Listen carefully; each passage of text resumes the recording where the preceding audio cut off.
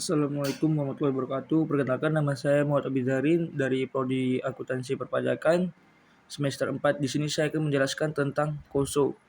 KOSO adalah singkatan dari Communities of Sponsoring Organization of the Way Conversation, dan kerangka ini dirancang untuk membantu organisasi dalam merancang, mengimplementasikan, dan mengevaluasi pengendalian internal yang efektif.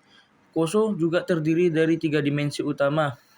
Yang pertama itu adalah tujuan pengendalian atau kontrol objektif. Yang kedua, komponen pengendalian internal atau internal control components. Yang ketiga, tingkat entitas atau entity level.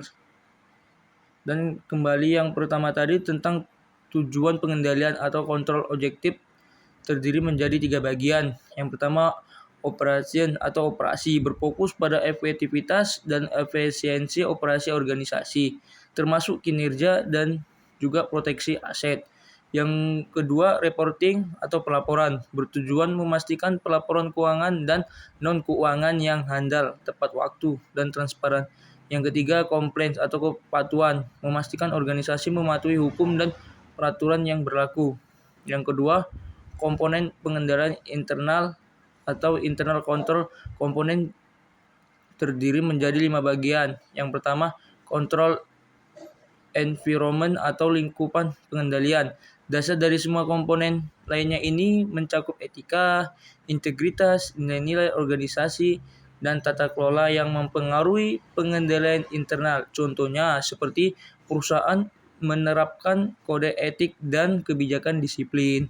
Yang kedua itu ada risk assessment atau penilaian risiko. Proses mengidentifikasi dan menganalisis risiko yang dapat menghambat pencapaian tujuan organisasi. Dan juga contohnya seperti perusahaan melakukan analisis risiko tahunan untuk mengidentifikasikan risiko utama. Dan yang ketiga ada kontrol aktivitas atau aktivitas pengendalian. Tindakan yang diambil untuk mengurangi risiko seperti prosedur, kebijakan, dan kontrol fisik.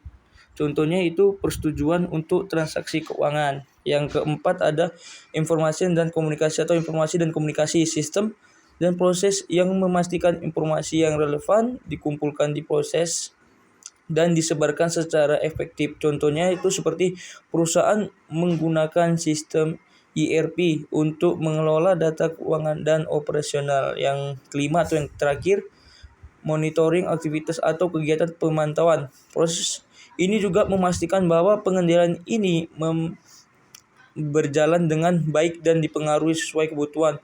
Contohnya itu atau audit internal rutin dilakukan untuk menilai efektivitas pengendalian internal. Yang ketiga itu tingkat entitas atau entity levels terdiri menjadi beberapa bagian. Yang pertama, entity level atau tingkat entitas pengendalian yang berlaku untuk seluruh organisasi. Contohnya juga kebijakan perusahaan yang berlaku di seluruh cabang. Yang kedua, division atau divisi, pengendalian yang diterapkan pada tingkat divisi ini atau departemen. Contohnya kebijakan keamanan dan departemen IT. Yang ketiga, operating unit atau unit operasional, pengendalian ini yang diterapkan pada unit operasional spesifik. Contohnya prosedur operasi standar di pabrik produksi.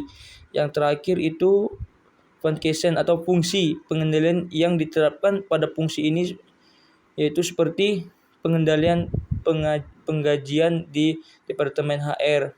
Jadi kesimpulan video ini yang saya buat itu KOSO itu menurut video ini adalah untuk membantu organisasi mencapai tujuan mereka dengan cara yang efektif, efisien, dan juga sesuai dengan peraturannya. Oke, terima kasih.